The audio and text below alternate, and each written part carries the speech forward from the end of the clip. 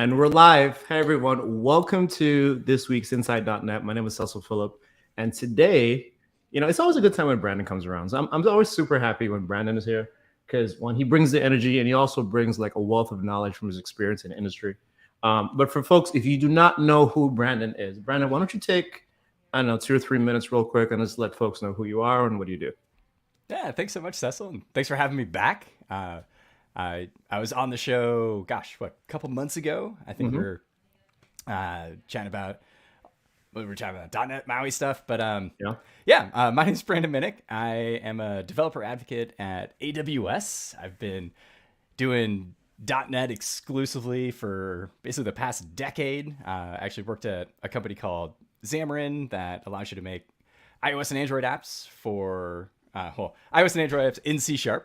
Then Microsoft acquired them, which is where I got to meet and work with Cecil for, 7 years, five years for great time. Recently jumped over to AWS. So we're trying to build more awareness around .NET on AWS. I even got my cool developer relations swag on. That's me in the hat. So that's why I got the hat on. Is that you? Is that you on you have your own clothes? Is that what's happening right now? Isn't that cool? That is awesome. They made these for us. Yeah. It was cool. When I joined, they asked for a bunch of pictures of me. I mean, I knew it was for this, but so I was like, yeah. And I sent some of the professional photos of me on stage at speaking at events. And they're like, actually, can we just get random photos of you, from the side, from the front? And then, a couple months later, this showed up in the mail, and it's pretty cool. That's awesome. 8-bit avatar. Yeah. That's pretty dope. Okay, nice. But yeah, we're doing a big push at AWS for .NET because AWS has always .NET has always worked on AWS since the very beginning. But I meet people still today that I'll mention. I do .NET for AWS, and they're like, oh. .NET runs on AWS? I'm like, yeah. It ran on AWS before Azure was even around. But I get it. We both came from Microsoft. Azure's a very easy default. And so we've got a big hill to climb because Microsoft makes it super easy to put everything up on Azure, which is great. I mean, find the solution that works for you. That's the easiest for you. That's the most cost effective for you. But at the same time, we've got to up our game. So I've been working on improving our docs. Our docs have a lot of Python examples, which who wants to see Python examples, right? So I'm like, hey guys, we need to do better. We need to have C# examples in here. And there you go. And maybe even some F# examples sometime in the future. Who knows? Yeah, and there's this cool thing called Visual Studio Toolkit. The AWS Toolkit for Visual Studio, which again blows my mind that people don't know about that. Because you can interact with all your stuff in the cloud right from Visual Studio. You don't have to leave the IDE. You can right click publish, even though you're not supposed to. But I do it. Everybody does. You can view your logs. It's really cool. So this is literally just working with the Toolkit team yesterday about how can we make some more videos and show people how to use this and the power behind this, because for some reason developers aren't using it. So it's a great tool. So it's got to be just folks don't know about it. But that's me. Thanks for having me back, Cecil. Oh man, just listening to the little bit of that story you told. It's such an amazing thing to be, for me, a .NET advocate, right? And I think, and just to give a little bit of history, not too much. I remember when I first started .NET, and people are always just like, oh, you got to learn multiple languages. If you're not a real programmer unless you do 3, 4, 5 languages, right? And later on in my career, it's oh, okay, no one uses .NET. Get off of that stuff. And here I am now, almost 15 plus years in my career, and .NET runs everywhere. Like you said, it runs on AWS, it runs on phones. I know, Brandon, you're a big mobile guy, right? And so you've written .NET applications that have run on more devices than just a website, right? It's not just about ASP.NET, right? There's so many other places that it could go. And so for me, .NET has always just been is really just always given me choice, right? Like from the beginning, I've had the choice to build the type of apps I want to build, run where I want it to run, and it's still doing that today, right? And so that's one of the things that I guess keeps me like super excited about like being in this space, right? Because the skills that I know, I just keep getting more stuff, and I haven't had to do anything different, really, right? Like they just keep adding stuff to it. Yeah, and it's so cool because the C# team at Microsoft really does an amazing job. Same with the .NET runtime team. Everybody that's working on it is so passionate about it, and they just want to continue improving it. So the runtime team, with every release, like with .NET 8 coming out, your app running in .NET 8 is going to be faster than the same code you wrote running in .NET 7. You get performance improvements for free. The C# team keeps coming out with syntax improvements to make our life easier. And it's just gotten to the point where it's like, I don't ever plan on leaving C#. I don't ever plan on leaving .NET because, like you said, I can do everything. Maybe, there's the big craze nowadays around large language models and AI ML. And would I do that in .NET? Probably not. I'd probably go use the tools the big boys are using, like R and Python. Or you could just make an API call, right? You just have someone else do it and just call an API.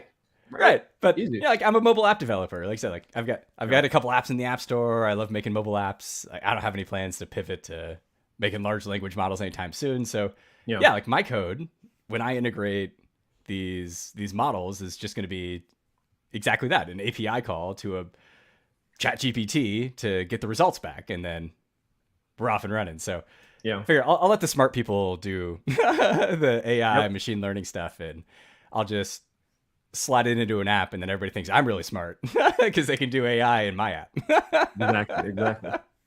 So piggybacking on that topic of us talking about .NET just being able to run in different places, like you said, there's such a stigma of .NET is only for like Microsoft things, right? Like, so I can only run on Windows using, building using Visual Studio and like publishing to Azure. Like there's that stigma that's there. But again, like for us that both, we both used to work there and we both have built apps and we've used other things, right? Like we know that there's so much more opportunity, right? And I think that's the main point that I want to drive. Like there's just so much more opportunity for things that you could do, right? And particularly for folks that are running on AWS, I think it would be really interesting to kind of see how, okay, well, what are the things that we could do as .NET developers on AWS? Which is one of the reasons why I'm like, hey, Brandon, why don't you come and talk to us about the serverless thing? Because I know how serverless works in other places. I'd love to know how it works inside of your space, inside of AWS.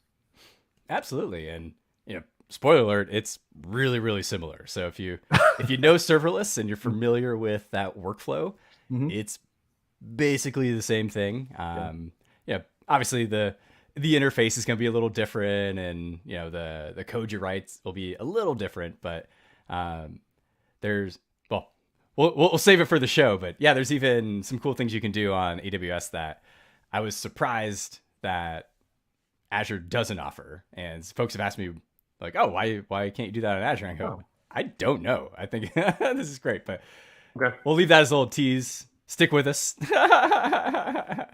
So we'll dive into it. So let's start at the beginning, right? Like if I wanted to start building serverless things today on AWS, like what do I need to know? Where do I need to go? Like particularly as a .NET person, like what are the steps like I need to take in the beginning? Yeah, so here I'll bring up my screen because I've got some slides. These are slides that I stole. That I use for a couple recent conference talks, but they're super helpful. So let's see if we can jam through them. So actually, real quick, Sasha, when I go full screen, I can't see you anymore, but can you see my slides? I can see I see the speaker view. You know what I mean? With like the notes and stuff. Yeah, there you go. So now I see the slide full screen. There you go. Cool. Yeah, and give me a heads up if anything goes wrong, because for some reason, the second monitor I have in front of me just went blank. So okay. All right, no problem. I'm flying blind, but yeah. So this is all about serverless today. We'll be talking about how to use AWS Lambda with C#. Lambda is what we call our serverless offering. So if you've used Azure, you're probably familiar with Azure Functions. This is AWS Lambda. both are serverless. And what I've done is I've put a little web page together for us. So on the bottom right, you see there's that QR code there. That'll take you to this link, codetraveler.io/.net-serverless, where you can find the slides there. You can find recording. Like I mentioned earlier, I gave this talk at NDC, the Norwegian Developers Conference in Oslo and London, and they recorded the session. So I got a little free recording out of that you can check out. So if you have any friends, you can forward that on to if you want. And we'll show off some code samples today too that I've also open sourced. They're on GitHub and linked to on that website. But I think with serverless, we should go all the way back and just say, like, what is serverless? Because it's kind of this funny buzzword. It it really took off, 5 to 6, 7 years ago. Yeah, I want to say around 5 years ago, like 6 years yeah, ago. like everybody was going to serverless. But if you think about it, it doesn't really make sense, because serverless kind of implies that there's no servers, which is kind of the idea behind serverless. But from just a real world physics standpoint, like your code's got to run on a server. Like code just can't run without a CPU, without memory, or at least we haven't figured out a way to do that yet. So the better way to think of it is just there's less server. So there's less server to manage. There's less server to pay for, which is great. One of my favorite things about serverless is just it's so cheap. Like I use it for my mobile apps that are in the App Store because my apps are free. I don't make any money off them. It's just passion projects that I do on the nights and weekends. And every mobile app needs a backend. And if I had paid to spin up a virtual machine or something like that running in the cloud, it would totally work, but I'd be out hundreds of dollars every month because cloud costs money. They've got to pay for their servers. So with serverless, it's a super cheap option that I can use to keep my app free. And it's also great because you don't have to manage as much on the server side. And if we go way back, like before serverless existed, everything was on-prem. This is how it was when I started my career. And I'm 36. I don't think I'm that old. Although I don't. Did you see that tweet, man? Recently, somebody was like, Which "Developers 35 and older, what are you up to?" And I was like, "Wait, hold up." No, I didn't see it. Now I gotta go look for that.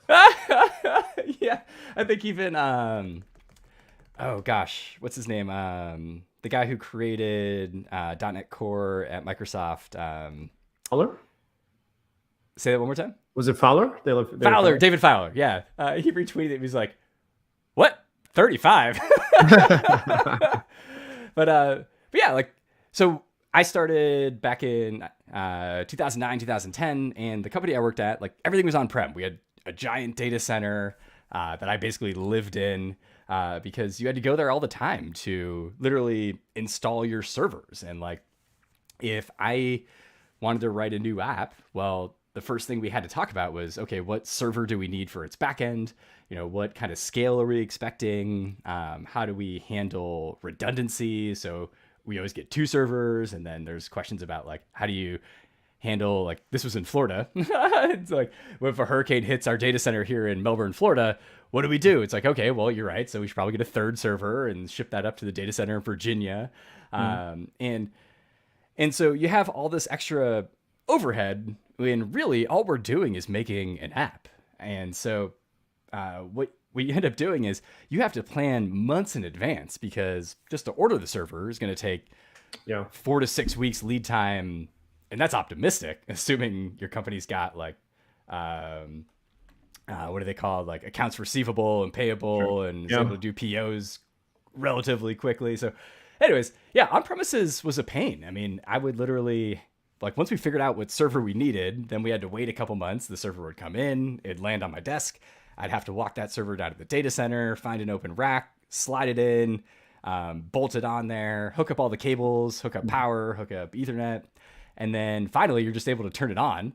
But then you have to install the operating system, and you have to install all the security patches. And it's a pain.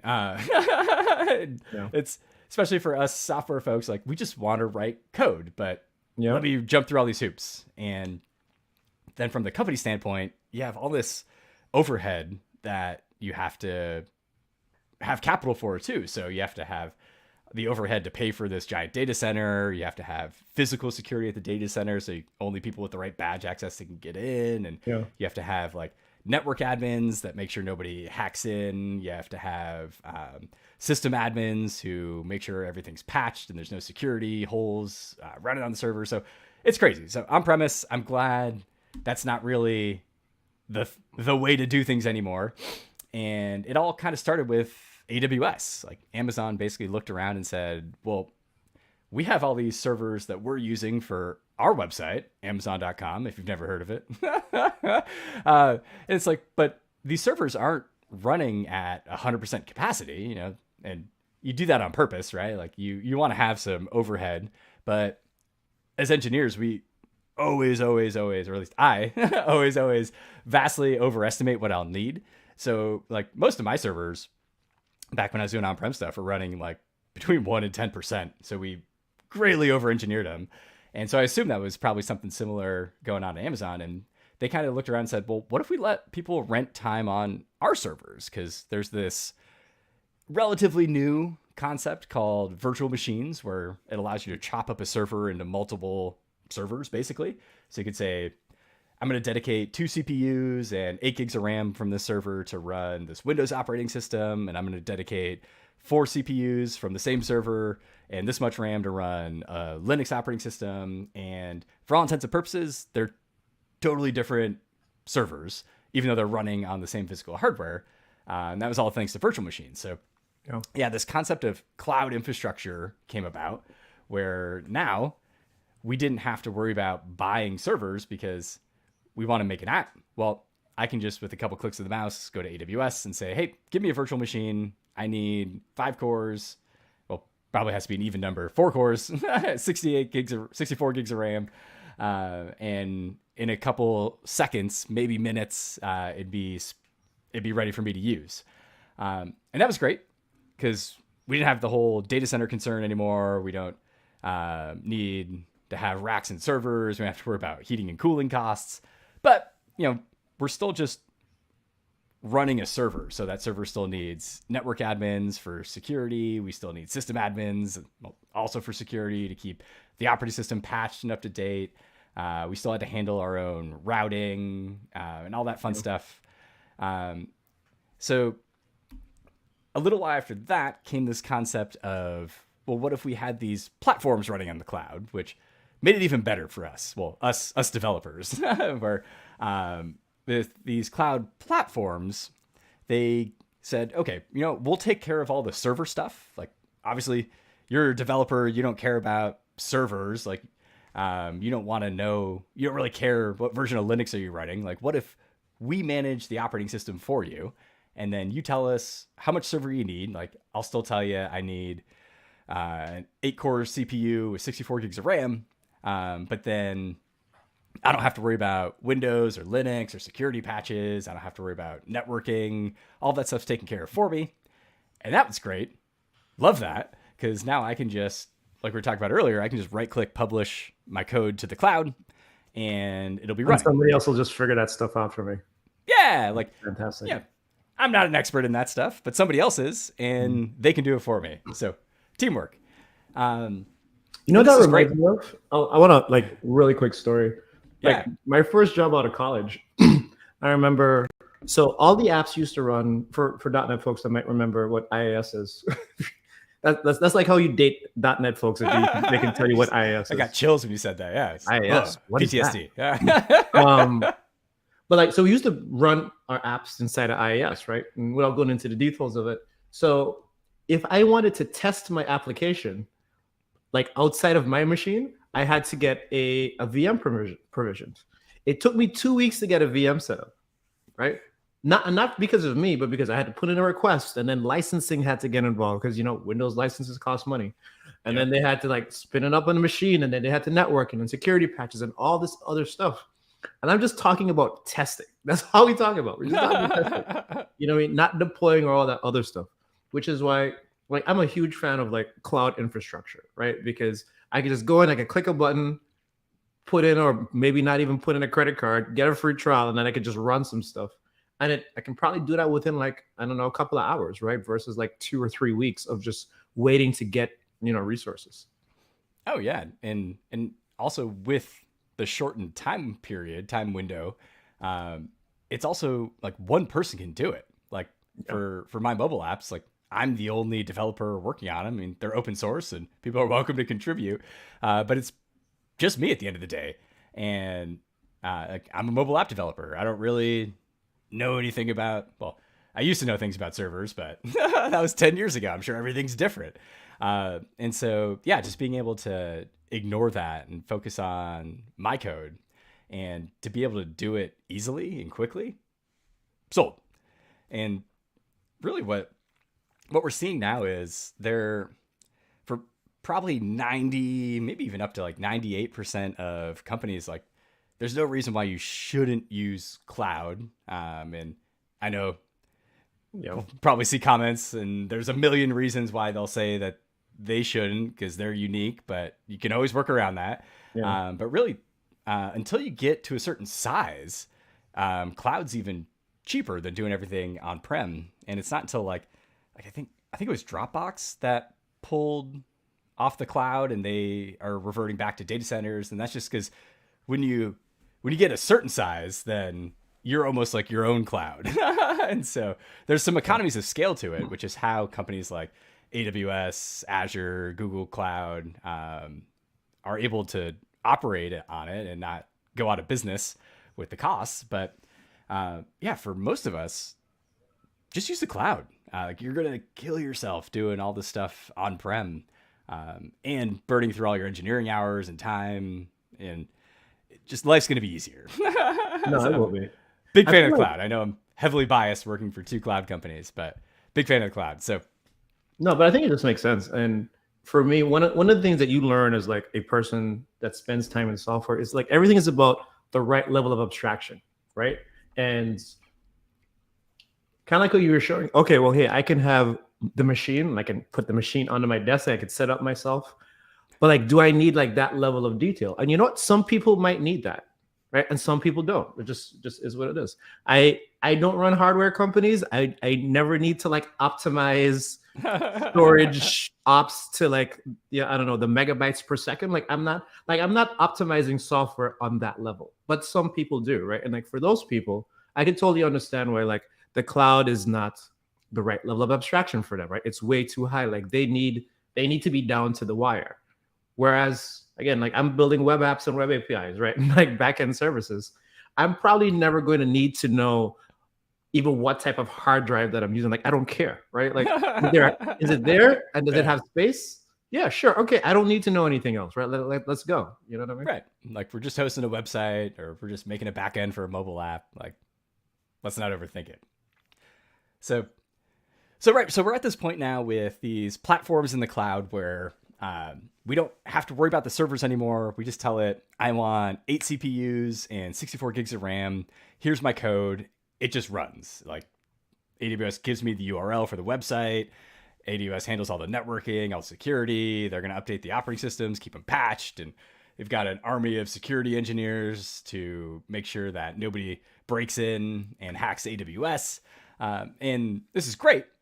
And this is still a valid way of doing things. And for many applications, it is the way you should be doing things. Like, and this is what we call Elastic Beanstalk is the name of this service we have in AWS.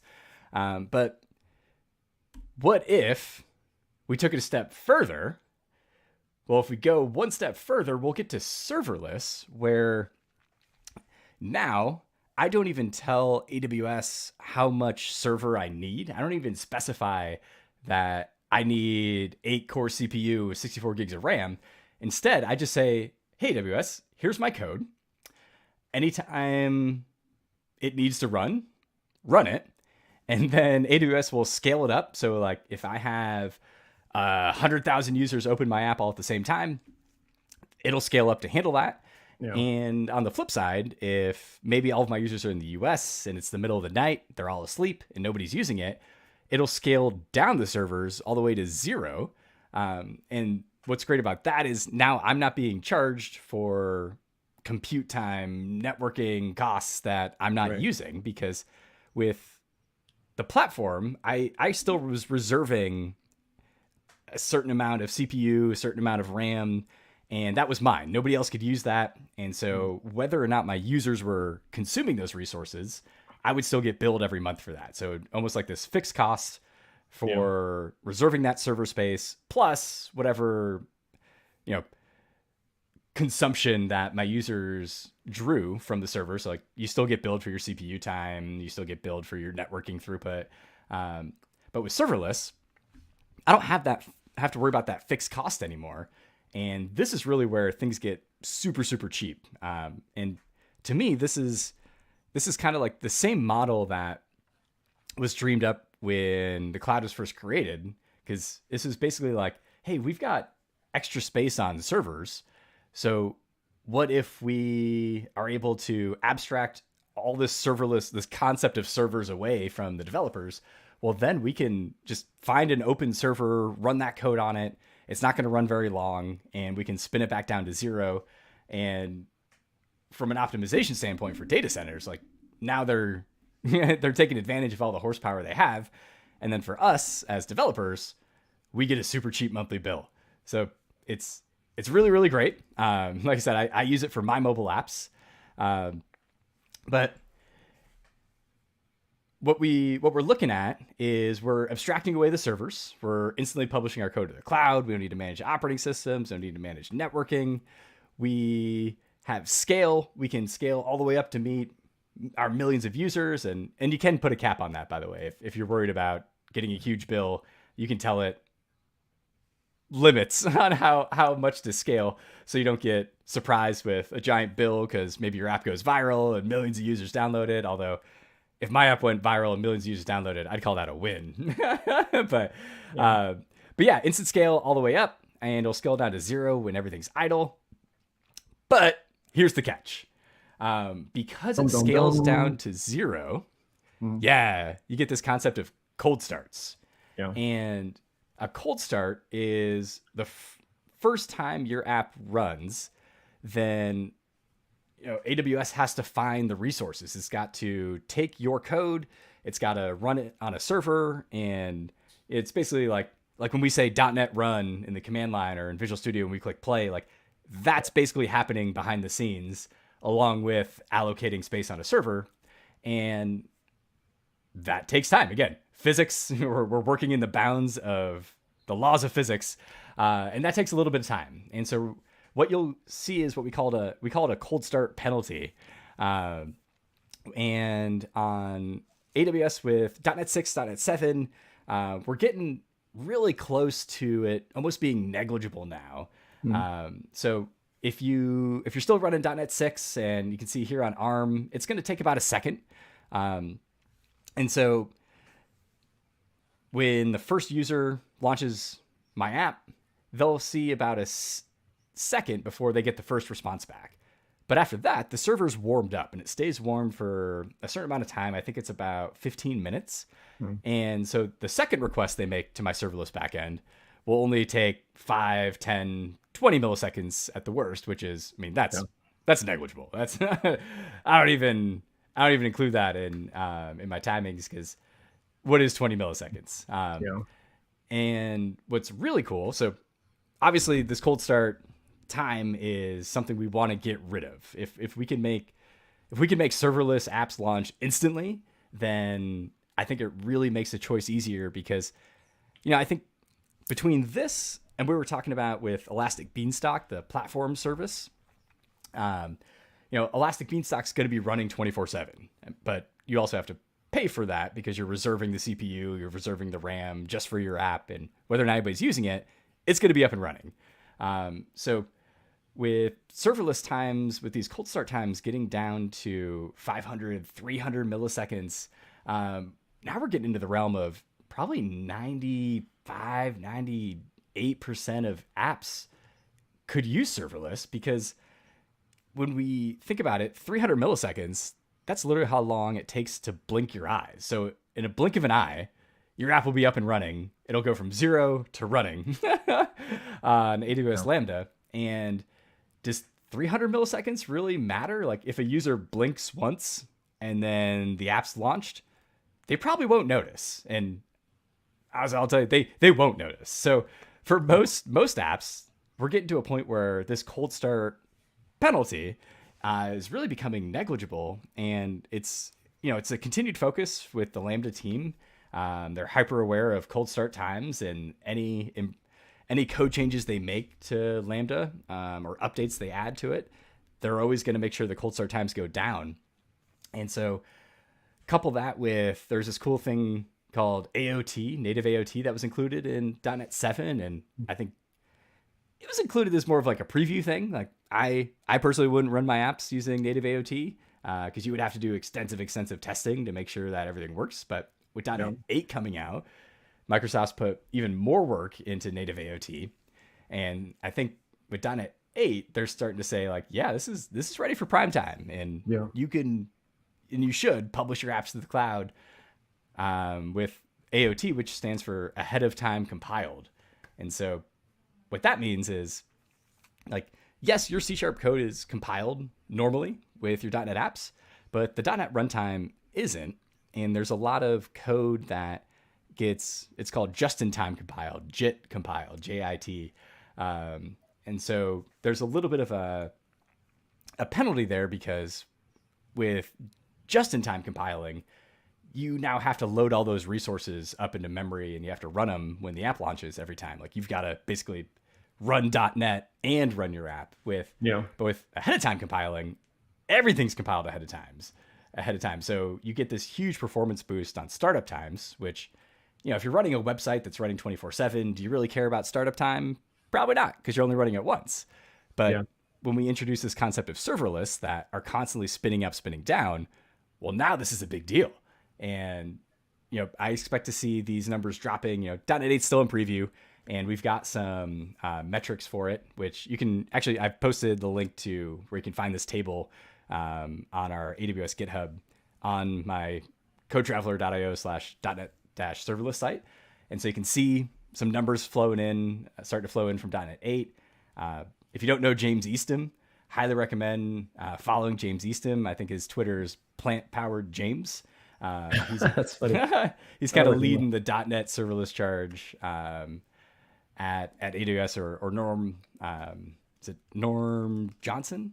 He's the lead engineer on it. Anyways, devoting a lot of engineering time to reduce cold starts, and we're getting to this world where probably I can only really think of something like if you're a fintech app that is making trades on Wall Street, and if you wait 300 milliseconds, well, the stock price might have gone up by 2 basis points, and that would nullify the trade, and your company would lose billions. Then, yeah, serverless probably still isn't for you. But I think for the rest of us that don't need to have instantaneous stuff done in the cloud, 300 milliseconds is nothing. I personally don't care about 300 milliseconds. So keep this in mind. This is still very much a real thing. And this should be one of those determining factors when you're building your apps. Like, can we get away with a couple 100 milliseconds of cold start delay? And I'll tell you what, man, like if you launch any of my apps from the App Store, you'll see I have this animated splash screen. And it looks cool. It's really pretty. Well, I'm biased. I think it looks cool and it's really pretty. But really what that's doing is that's just distracting the user. So they see this fun animation and then, oh, dang, the animation's done. Okay, the app's loaded. And I do that because I'm running serverless on the back end and I want to distract their attention so it doesn't feel like my app is taking an extra second to load. And that was actually a fun thing I learned in psychology class way back in the day, where there was this, I think it was in Chicago, like somewhere with really big buildings, and people would have to take the elevator up to the office, and everybody was complaining that, the elevators take forever. And, with elevators, you can't really make them faster because safety first. Like, step 1, don't kill anybody. Step 2, make them as efficient as possible. But step 1, or priority 1 is don't kill people. So people are complaining and the building's like, well, there's nothing really we can do about it. You can't just turn up the speed on an elevator. And so what they ended up doing, they just installed mirrors in the lobby. And all of a sudden, everybody stopped complaining. And it wasn't because the elevators got faster, but it's because when people showed up for work in the morning, you know, they're like adjusting their tie, they make sure their hair looks good from the commute. Oh, and then the elevator's here. So it felt like the elevator arrived faster. And these are the tricks that I use so that my users don't notice this cold start delay. And again, once that server's already warmed up, everything's business as usual. Right, and it's ready to go. Yeah. Yeah, keep that in mind. So can you get away with a couple hundred milliseconds of delay? Are there things you can do to distract the user? Is it going to impact the business? I think for most use cases, probably not. And if you can get away with that, then what you end up with is what we call this micro billing. So these are real numbers. I pulled these from, these are the 2 App Store apps that I've published. There's shameless plug, Git Trends. So if you're a GitHub user and you have a bunch of repos like I do, like I've got a couple hundred open source repos on GitHub. I created Git Trends so that I can monitor my repos. So Git Trends will show you all the trends around your repos, like how many users are viewing your code, how many users are cloning your code, how many stars your repos get, and it'll give you graphs to see that over time. And I think, well, the killer feature for me, and again, I made this selfishly for me, was that if one of my repos get a spike, like if somebody mentions it in a blog post or on a live stream like this, and all of a sudden, 1,000 people go to my GitHub repo and look up Git Trends, then you'll get this spike in users. And so what Git Trends will do is send you a push notification to say, hey, this repo is trending. And then you can jump in and you can also see where the traffic's coming from. So you can kind of figure out what's going on. And really for me, it's make sure the code's up to date, make sure the code still works. Because there's some repos I haven't touched in a couple years. And all of a sudden, like, they get a couple hundred users looking at it. I'm like, let me jump in and fix that. So that's Git Trends. Punday is a fun game. I teamed up with my buddy Matthew Broussard. He's a stand-up comedian that makes these funny drawings, and each drawing is a pun. And so you have to figure out just by looking at the drawing what's the pun. So it's a fun word game if you're into word games and puns. But what we're talking about is serverless, and these are the actual costs for my app. So I don't have a million users, but you can start to see a scale for how much I'm paying for a couple hundred monthly active users, 14 cents and 19 cents. So 14 US pennies for my Git Trends backend. I could absolutely afford that. I mean, it's, like I said, it's a free app. I don't make any money off it. And with serverless, I can keep the cost super low. And I've got it written down here. This doesn't really mean much to me because the scale, but if you're curious, it's 0.0001333 repeating US dollars per gigabit second, which is, I don't know, man, incomprehensibly small to me. Yeah, it's not even like once you're talking about like less than like a cent, then I mean we don't even need to talk about it. It's so tiny. Yeah, like I look at that and go, oh, so it's free. Got it. Yeah. I'll send a couple pennies in the mail every month to you, AWS. Great. Yeah. And so to me, this is the biggest benefit of serverless, along with the fact that I don't have to manage an operating system and all those benefits that come with running on the cloud. Is this bill is super, super affordable, and for free apps, I'll donate a couple pennies every month. That's not going to kill me. And so I think I think I just said microbilling was the killer feature, but I'm also going to say event-driven is the other killer feature. So 2 killer features of serverless, because the serverless instance gets scaled all the way down to 0, something has to trigger it. Something has to wake it up. And we've kind of been talking about, without really saying it, like APIs. So like an HTTP request gets made to the server that's running on AWS Lambda, a serverless instance. Then that HTTP trigger is what'll wake it up. But what's really cool is you can have all these other services that already run on AWS trigger your serverless instance to wake it up. So for example, what we're going to see today, I have an S3 trigger, which S3 is just storage on AWS. Like you can think of it as like a folder in the cloud where you can dump anything you want in it. You can put in text files, you can put in images. It's kind of like having a folder on your desktop where you can drop in your vacation photos. That's S3. And so you can configure your serverless instance to anytime a new file's added to this S3 bucket, wake up and run some code. And what we'll see today is we're going to be uploading images, and I have an S3 trigger that takes that image and scales it down to a thumbnail. But if you had DynamoDB database, so like maybe a new user signs up for your app, you store that user info in DynamoDB, you can have a database trigger wake up your serverless code and run that specific to that new database entry. So things like, I signed up for a service, we could have a DynamoDB trigger wake up and send me, the new user, a welcome email. And that way you don't have to have this like inline flow. Everything can just happen based off of events. And we don't have to have like, in a monolith, it'd just be a lot of async and await, right? It'd be like, okay, well, await adding this user to the database, await sending an email, and you're just chewing up resources because that app's got to keep running while it's awaiting. But here we can just have things trigger. So anytime anything new is added to the database, or if you can add something to queues, you can queue objects up in the cloud, or streaming data with AWS Kinesis, and there's a bunch more, but we're already running a little low on time. So let's actually jump into the code and look at this, because, like I mentioned, I'm a mobile app developer. So I made us a little mobile app today using .NET MAUI. So it's all in C#. And what I've created is this super, super common use case where you may not realize it, but anytime you upload a photo to, I'll say any app, but let's say Instagram, Instagram doesn't serve that same photo to all your friends.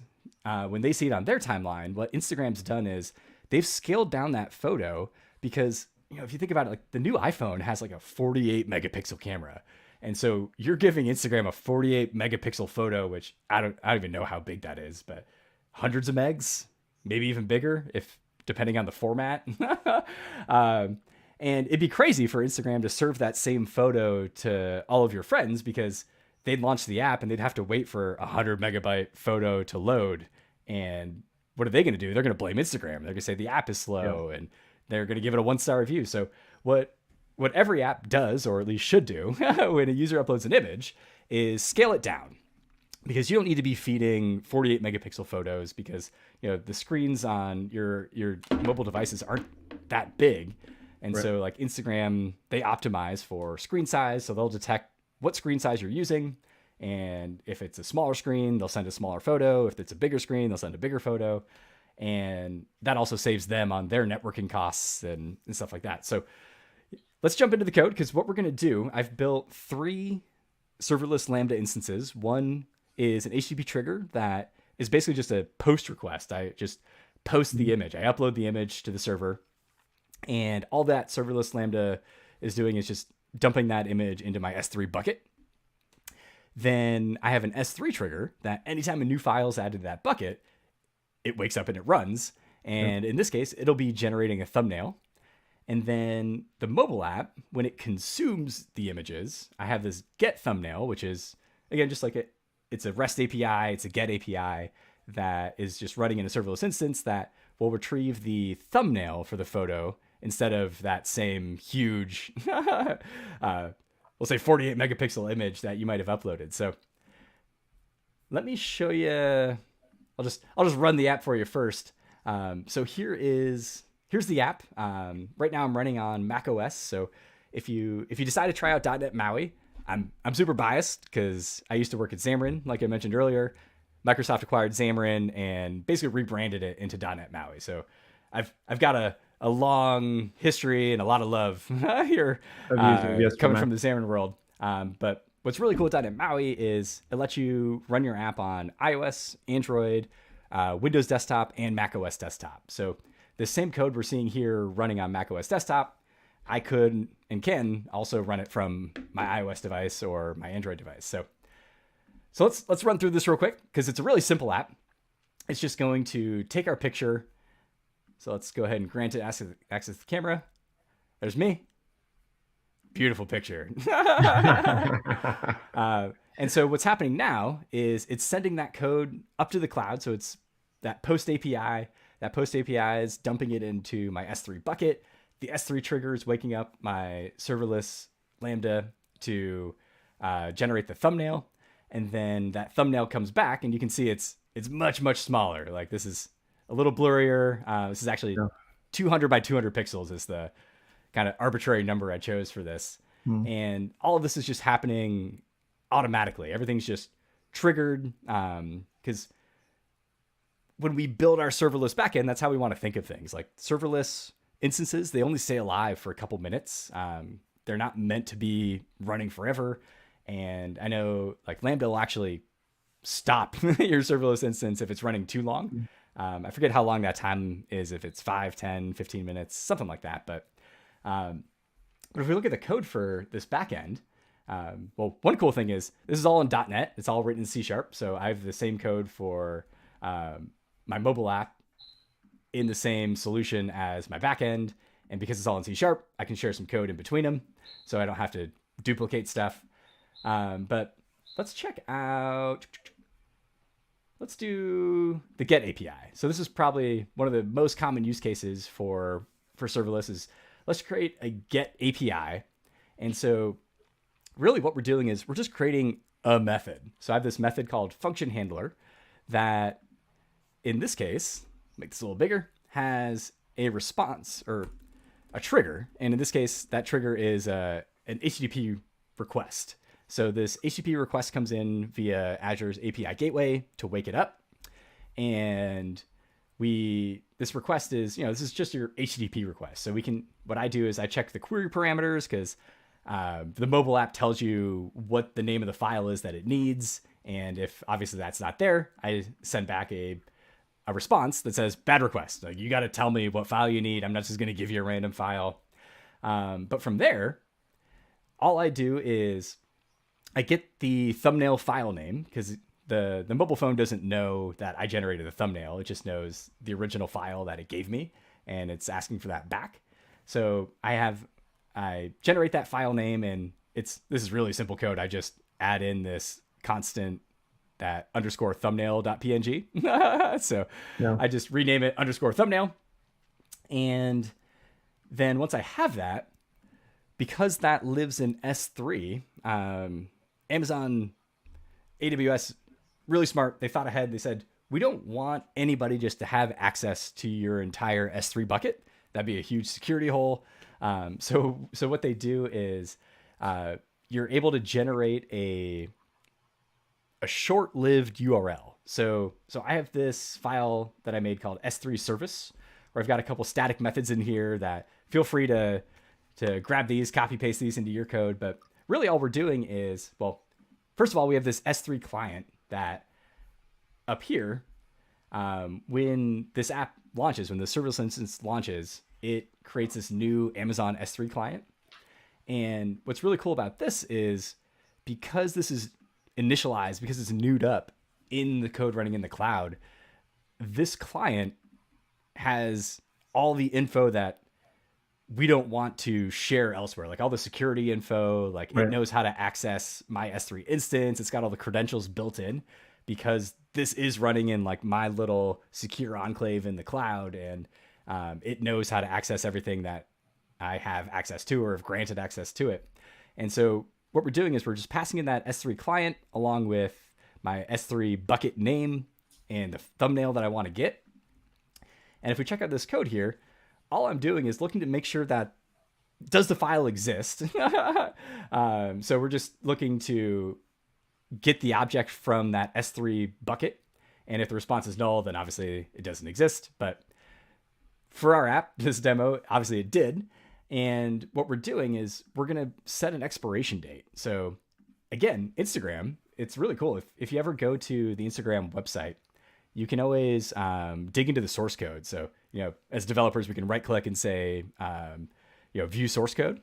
And you'll see in Instagram, you got to dig a little bit for it, but eventually you'll find a URL that is what they're serving to us. But that URL has this time window on it. So we've set this expiration date. And for this demo app, I set it to a year. I think Instagram sets it to a minute or a couple minutes. So you can't Oh, come wow. back and see that, access that same file again. Yeah. But yeah, so what we do, we generate this pre-signed URL for the bucket I specified, the key, which is the file name, and then my expiration date. And then that's it. So I've got this URL back, and what this API is doing is just returning that thumbnail URL back so that now the mobile phone can display it. And so this is really cool because this is just one function. We've got a couple lines of code, 50 lines of code here, 20 lines of code in my S3 service, and we're able to access this file from my backend API. And this is all running serverlessly. So it spins up, it spins back down when nobody's using it, and your monthly bill is basically negligible because of that. And as long as you're cool with a little bit of the cold start time, or you can work around it, or as .NET 8, .NET 9 comes out and those cold start times get lower and lower, keep an eye on those because eventually this will just become negligible. And we can actually see that here because when I first ran it, it took a couple seconds, not too long, but if we run it again,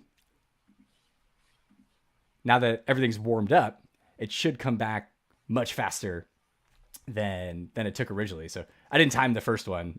So this is very unempirical, but come on, make it faster. It's coming. Don't make me a liar. So, well, maybe somebody can time it in the comments. Let us know how much faster that was, because it should be at least 3 seconds faster because we had 3 cold start penalties in there in the first one. Right. So this is what like an HTTP trigger looks like. If I dig into the code for my generate thumbnail, it's going to look really, really similar. We still have our S3 client. We still have our function handler, but the difference here is it's an S3 event that wakes it up. So again, this S3 event, this includes everything about my S3 bucket. So I can immediately access my S3 bucket and I can check to see like this is the bucket's name and again the key, which is just the file name. But let me see, we're running real short on time. So let me show you what this looks like in AWS. So this is the AWS web console. And in here, I've got my serverless functions. Let's jump over to the data center where they exist. There we go. So, my generate thumbnail needs an S3 trigger, and this is where we wire that up. So once we have written our code, we come in here and we just say add trigger to tell it, here's how we want to wake you up. And like I said, there's tons of ways to trigger serverless functions, even from partners outside of AWS, which is really, really cool. So you just point it to the S3 bucket in this instance that I want to wake it up, and AWS basically handles the rest. So I get this S3 event that comes in, and I can just basically ignore all this stuff on the back end as a developer. And likewise with those get APIs, similar, I wire it up to an API gateway. So this is how it knows this is an HTTP trigger, and an HTTP event is what's going to wake it up. Whew. All right. Sorry, Cecil. I said we only got 2 minutes left. No, that's fine. Keep going. Well, I think that's basically it for the demo. Happy to stay on with you if you want to go over. I can dive into some more code, but I'll share the QR code, the URL for anybody following along. If you haven't had a chance, make sure to grab this link, bookmark it, save it, because this is where you can find that code for this Lambda Triggers sample app that we just showed off. This is where you can find links to the cold start tables and times that we keep track of for .NET, or James Eastham keeps track of for .NET on AWS. So all your resources from that we've covered today, you can find here. But whew, what do you think? Yeah, man. What questions? I think that was pretty cool. And I definitely have a lot of other questions that I really kind of want to dive in a little bit deeper into. And I think what might be a good idea, maybe we could set up some other future sessions with us on the show. We can kind of really dive into those, because a couple of things that popped into my head was, okay, that seems really easy to do. I'm particularly looking at your code, like the code looked really easy to follow. So the first thing I want to ask as well, how do I debug the thing, right? Like how do I debug it on my machine, and how do I know when bad things happen in outer space, right? Like after it's deployed, like how do I debug maybe debug is not a good word. How do I diagnose problems? How do I diagnose problems on my machine, and how do I diagnose problems in the cloud? Like, I'd love to know that. And then Yeah, so all also, that's what's that other thing? Like, you showed how to add the triggers in the dashboard, the console, and you want to something really stupid. Like, so I when I tried to use AWS, I never thought about that. I was just like, oh, okay, there's this cloud formation thing, and I'm like sitting down trying to figure out like other ways to do it. And I'm just like, oh, I could have just gone like clickety click, and clicked it, and I probably would have been able to create my demo so much faster. Again, as a person that is like non AWS familiar, I'm like, oh, okay, I probably would have been able to do this faster if I just did it that way. So I think in general, probably for most .NET folks, we haven't spent a lot of time exploring the console, the dashboard area. So I think kind of like looking and seeing, okay, well, how do I set up this infrastructure, and how do I diagnose these problems, and also connect to like these other event sources would be something I think a lot of folks would be really interested to dive into. Yeah, we can actually queue that. Yeah, we can definitely queue that up for a future episode. But I will say, so there's a couple things I didn't even get a chance to touch on that I alluded to at the beginning. But yeah, if we bring my screen back up, so now I'm on Visual Studio on the PC. For anybody curious, on your Mac, you can just run virtual Parallels? machine. Yeah, love Parallels. Mm-hmm. So running Visual Studio on PC, because this is where we can find the zoom up, zoom out. There we go. So this is the AWS toolkit for Visual Studio. Mm-hmm. So we get our AWS Explorer here. It's all built in, and you can see like these are my AWS Lambdas that we're just looking at: upload image, get thumbnail, generate thumbnail, and we can do things like generate thumbnail. We can view the logs. We can get all this in Visual Studio. So you're asking like, how do we know if something blows up? Well, we can go back and look at the logs. And I mean, we should have reporting and stuff wired up, but we could see like June 28th, here we are, 9:56 a.m. This is my local time. We can see that this is where it generated the thumbnail. And, if we look back at my code, now I have, where am I logging? Here we go. So like context.logger. And again, this iLambda context is just given to us. Right. So we just say log information, which is, very, very similar to how we do it in .NET. And we can say like put in errors. You can run these locally, like you mentioned. Like how do I debug it? You can run them locally. You can do it with the debugger. It gets a little complicated because we talked about how when this S3 client initializes in the cloud, well, it's got all my service credentials and it knows how to access that S3 bucket that lives in the cloud. Yeah. But when I run it locally, it doesn't have all that info because it's just running on my PC, not the server it's in a different the cloud. So, you'll have to know how to work around that. Like you'll have to probably generate some access keys to give your code some permissions. Be careful with that. You don't want to commit those to GitHub or anything like that accidentally. Yeah. But yeah, you can debug them locally, or if you want, you can always just you can put in logs. But I prefer the debugger over logging. But yeah, man, we should definitely come back and do a deeper dive on all this stuff because this is really cool. I love this stuff. So the other thing you mentioned, like how do we even create these? Once you add in that AWS toolkit, then it comes with a bunch of templates. So like if I type in Lambda, you can see I've already have it used for recent projects. Don't know why the search is taking so long. There they are.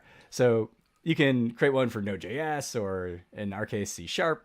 And when you do that, it'll ask you like, what do you want to make?